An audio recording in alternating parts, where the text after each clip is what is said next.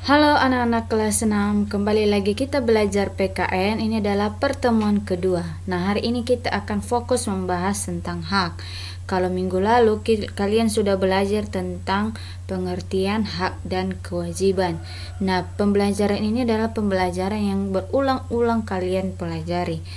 Kenapa kalian harus berulang mempelajarinya? Supaya kalian diingatkan kembali untuk melakukan hak dan kewajiban kalian sebagai seorang siswa, sebagai warga negara juga. Nah, kegiatan kita pada hari ini yang akan kalian lakukan pertama sekali adalah yang pertama, silakan kamu lakukan kewajibanmu sebagai anak di rumah. Nah, berdasarkan persetujuan orang tuamu atau berdasarkan tugas yang diberikan oleh orang tuamu. Misalnya, menyapu rumah dan halaman, membersihkan tempat tidur, mencuci baju, mencuci piring, membersihkan dan merapikan tempat tidur, dan lain-lain sebagainya ya. Contohnya seperti yang sudah pernah kalian lakukan ini ya. Nah, diberikan waktu bagi kalian untuk melakukannya selama 10 sampai 15 menit. Ini wajib dilakukan ya. Oke, setelah kamu selesai melakukan kegiatan ini nanti, baru silakan melanjutkan lagi menonton video ini. Setelah kamu melakukannya, isilah refleksi yang ada di lembar tugas pertemuan 2 nanti. Selesai materi ini nanti akan diperlihatkan ke kalian refleksinya yang seperti apa ya. Nah, sekarang mari kita mulai belajar. Silakanlah kamu membaca bacaan yang di sebelah kiri ini ya, untuk menjawab pertanyaan yang ada di sebelah kanannya ya. Lampu belajar hadiah dari ayah, ini judulnya ya. Setiap malam hari pukul 19 sampai 20, Siti dan adiknya selalu belajar. Mereka belajar dengan menggunakan lampu belajar. Lampu belajar itu adalah hadiah dari ayah 6 bulan yang lalu. Ayah memberikan lampu belajar kepada Siti dan adiknya supaya mereka giat belajar. Siti selalu menjaga lampu belajar miliknya. Ia mematikan ketika sudah selesai digunakan. Ia juga membersihkannya jika kotor. Sampai saat ini lampu belajar Siti masih dapat digunakan dengan baik. Siti terlihat nyaman saat belajar, berbeda dengan adik Siti yang selalu mengeluh ketika belajar. Lampu belajarnya rusak. Lampu belajarnya rusak karena sering tidak dimatikan. Terlihat juga banyak kotoran yang menempel karena jarang dibersihkan. Ayah berpesan kepada Siti dan adiknya untuk merawat barang-barang mereka. Barang-barang yang dirawat dengan baik tidak mudah rusak. Hal ini membuat barang-barang tersebut dapat dimanfaatkan dalam waktu yang lama. Pertanyaan pertama, apa hak yang didapatkan oleh Siti? Haknya adalah menggunakan lampu belajar pemberian ayahnya, dan juga haknya adalah untuk belajar. Oke, pertanyaan kedua, apa hak yang didapatkan oleh adik Siti? Nah, haknya sama juga seperti haknya si Siti, yaitu menggunakan lampu belajar dan berhak juga untuk belajar. Pertanyaan selanjutnya, apakah Siti telah menggunakan haknya dengan penuh tanggung jawab? Ya, dia sudah menggunakan haknya dengan penuh tanggung jawab. Tanggung jawabnya yang mana? Yang ini tadi. Ia matikan lampunya ketika sudah selesai digunakan, membersihkan jika kotor. Selanjutnya, apakah adik Siti telah menggunakan haknya dengan tanggung jawab? Pastinya belum. Terlihat dari lampu belajarnya yang rusak. Kemudian banyak kotoran juga yang menempel di lampu belajarnya. Nah, selanjutnya, apa manfaatnya ketika kita menggunakan hak kita dengan penuh tanggung jawab? Ya, manfaatnya pasti barang-barang yang kita punya tersebut dapat dimanfaatkan, dapat digunakan dalam waktu yang lama karena digunakan dengan baik. Nah, sekarang mari kita lihat slide selanjutnya. Biasanya kita mendapatkan hak ketika kita sudah melakukan kewajiban kita.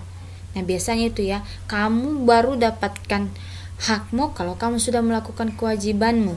Ya, misalnya kamu baru dapat makan ketika kamu sudah memasaknya. Namun ada satu pribadi yang lebih dulu memberikan hak kepada kita. Setelah itu kita baru melaksanakan kewajiban kita. Dialah Tuhan. Emang apa sih maksudnya itu? Kenapa Tuhan itu memberikan hak dulu daripada kewajiban kita? Nah, harusnya kan kewajiban dulu baru hak. Nah, hak yang diberikan oleh Tuhan kita berupa anugerah untuk hadir di dunia ini. Tuhan menganugerahkan nafas kehidupan, alat gerak, keluarga yang selalu ada buat kita. Lalu apa yang kita lakukan setelah itu? Setelah Tuhan menganugerahkan kepada kita nafas kehidupan, anugerah untuk hadir di dunia ini, yang kita lakukan adalah sebagai ucapan syukur kita atas apa yang Tuhan anugerahkan kepada kita, kita perlu melakukan kewajiban kita. Sekali lagi, sebagai ucapan syukur kita atas apa yang Tuhan anugerahkan kepada kita, yaitu berupa hak kita, maka yang kita lakukan adalah melakukan kewajiban kita. Nah, Yohanes 13 ayat 15 mengatakan, sebab aku telah memberikan suatu teladan kepada kamu, supaya kamu juga berbuat sama seperti yang telah aku perbuat kepadamu. Jadi kita juga melakukan kewajiban kita itu dengan seturut kehendaknya Tuhan, atau sesuai dengan apa yang diinginkan oleh Tuhan. Nah, hak adalah sesuatu yang mutlak menjadi milik kita. Kita punya hak sebelum kita lahir di dunia ini, dan penggunaannya tergantung kepada kita sendiri. Karena itu hak kita, berarti penggunaannya juga tergantung kepada kita. Namun hak kita dibatasi oleh hak orang lain. Maksudnya apa itu hak kita dibatasi oleh hak orang lain? Contohnya adalah, kamu punya hak untuk mendengarkan musik. Kamu punya hak untuk bernyanyi. Kamu punya hak untuk mendengarkan radio. Kamu punya hak untuk berteriak. Namun kita tidak boleh juga ketika bernyanyi atau mendengarkan radio menyetelnya dengan volume yang sangat keras. Kenapa tidak boleh keras? Karena dengan begitu kita telah mengganggu tetangga kita atau orang yang ada di sekitar kita yang juga memiliki hak untuk hidup di lingkungan yang nyaman. Kalau suaramu keras-keras ketika bernyanyi, berarti itu mengganggu hak orang lain, ya, haknya untuk hidup nyaman. Nah, jadi itulah artinya hak kita juga dibatasi oleh hak orang lain. Maka tidak serta-merta, tidak sewenang-wenang saja kita menggunakan hak kita. Nah, kita harus juga memerhatikan norma yang berlaku di dalam masyarakat. Apakah hak kita sebagai anak? Nah, hak kita sebagai anak yang pertama, hak untuk mendapatkan kasih sayang, perlindungan, dan perawatan dari orang tua.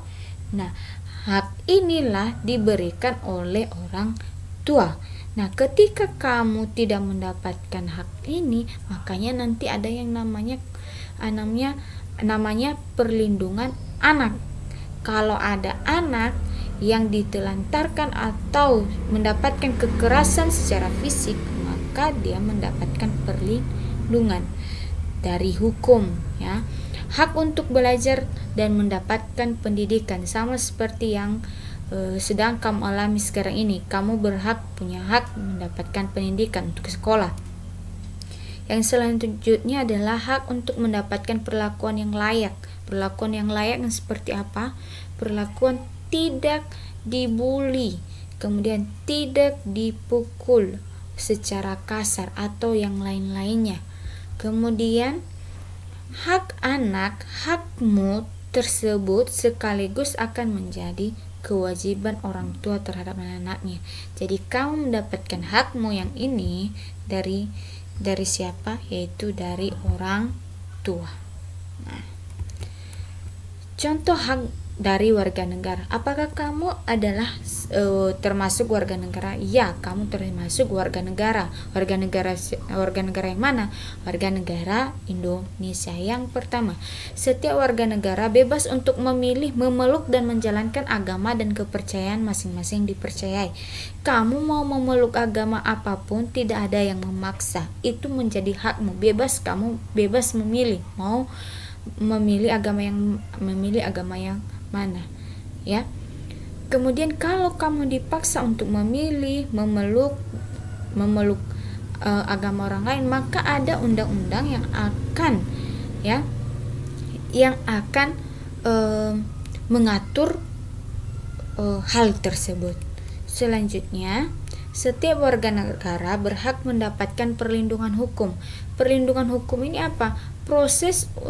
Suatu proses untuk mendapatkan hak. Misalnya, ketika kamu ingin misalnya kamu punya hak untuk menyuarakan pendapatmu, atau kamu punya hak untuk memilih pada pemilihan presiden misal, tapi kamu tidak diberikan oleh hak tersebut oleh pemerintah yang ada di sekitarmu, atau malah orang lain mengambil hakmu tersebut atau melakukan kekerasan terhadapmu, maka kamu perlu mendapatkan perlindungan hukum. Atau misalnya kalau sering kalian mendengar TKI ya. Nah, atau orang Indonesia yang bekerja di luar negeri. Ketika dia di luar negeri dia tidak diperlakukan dengan baik, maka dia mendapatkan perlindungan hukum. Nah, begitu ya. Selanjutnya, setiap warga negara berhak memperoleh pendidikan dan pengajaran, seperti yang tadi yang sudah dibahas yang ini ya. Kemudian setiap warga negara berhak atas pekerjaan dan penghidupan yang layak. Kamu berhak punya pekerjaan. Kamu berhak punya kehidupan yang layak. Tidak ada yang melarang kamu. Ya, kamu mau punya kehidupan yang layak, itu hakmu. Selanjutnya, setiap warga negara memiliki kedudukan yang sama di mata hukum dan di dalam pemerintahan. Jadi tidak ada bedanya kamu di mata hukum, misalnya karena kamu perempuan maka kamu tidak ada apa-apanya di mata hukum. Jadi kalau misalnya laki-lakinya berbuat salah tapi dengan si perempuan, maka yang salah disalahkan misalnya perempuannya, tetap perempuan yang salah. Nah, itu namanya tidak sama di mata hukum. Tapi sebagai warga negara, kamu punya hak, kedudukanmu sama di mata hukum. Tidak ada yang miskin, tidak ada yang kaya, tidak ada laki-laki atau perempuan dipisah-pisah, itu sama rata di hadapan hukum. Nah, selanjutnya, hak-hak tersebut sangat dipengaruhi oleh lingkungan terdekat kita. Contohnya, Michael Faraday, penemu listrik. Apa maksudnya hak-hak tersebut? Hak-hak dipengaruhi lingkungan terdekat kita. Kamu tidak bisa mendapatkan hakmu itu juga kalau tidak ada misalnya campur tangan dari orang lain.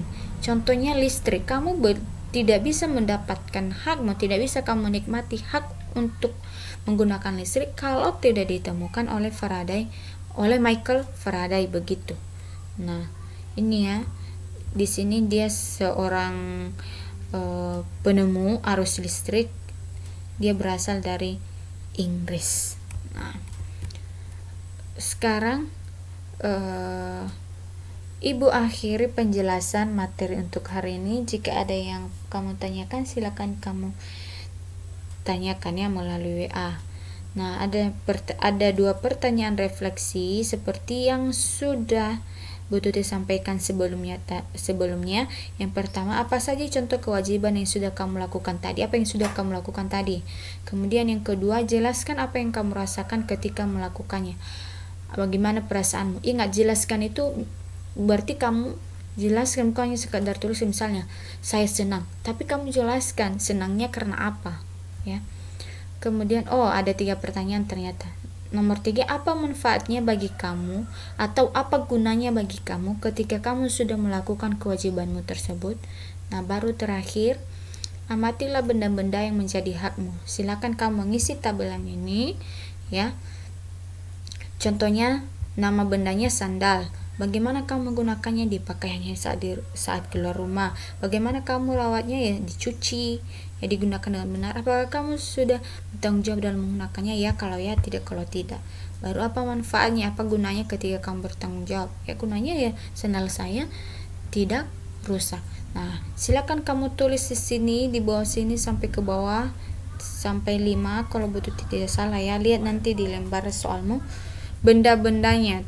Benda-benda ini adalah benda-benda yang kamu punya, bukan benda yang punya orang lain. Demikian saja untuk hari ini. Selamat belajar, Tuhan Yesus memberkati.